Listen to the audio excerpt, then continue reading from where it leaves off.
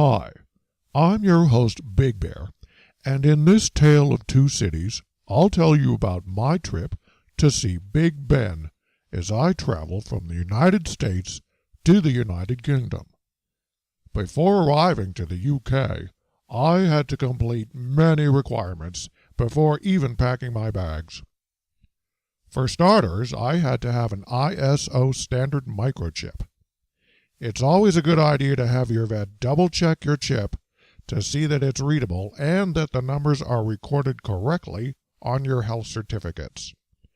Most importantly, the microchip implantation must occur prior to the rabies vaccination. In general, every pet must wait 21 days from the date of the rabies vaccination before traveling. Any rabies vaccination that occurs prior to microchip implantation is not considered valid.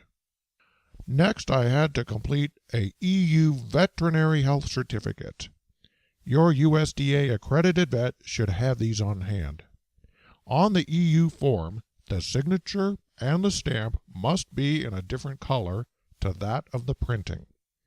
You must arrive in a EU country within 10 days of the certificate being issued, but you can use it for up to 4 months of travel in the EU.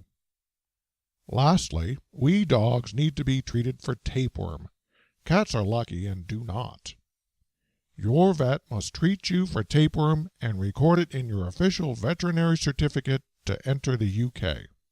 The treatment must contain praziquantel, or an equivalent, as its active ingredient, and be given between 1 and 5 days before arrival. Have this done before the USDA stamps your EU certificate.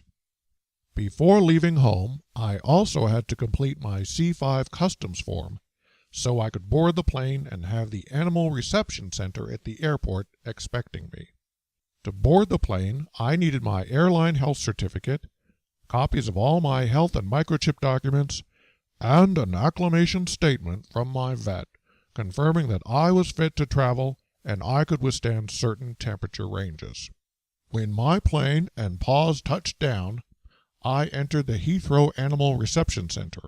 All animals entering or re-entering the UK pass through a reception center.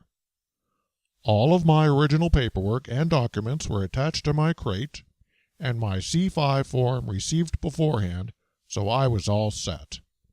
As a St. Bernard, I'm allowed into England, but my friend Peter, who is a pit bull, is not. It's important to know that not all dog breeds are allowed in the UK, so it's best to check ahead.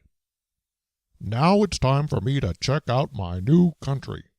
As you can see, there was a lot of preparation needed for my trip to England, but Life Unleashed made it fun and easy.